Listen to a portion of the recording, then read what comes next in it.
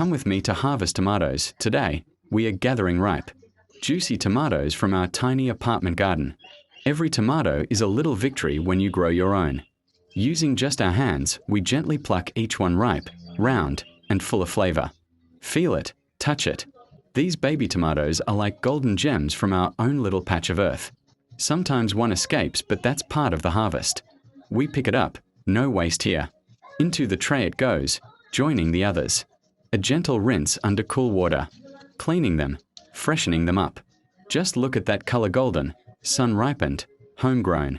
This is the beauty of growing your own food even in a tiny space. It's not just about the harvest. It's about the connection, the care, and the joy of nurturing something real. If we can do it here, you can, too. Start small, grow what you love, and taste the difference. Thanks for joining me today.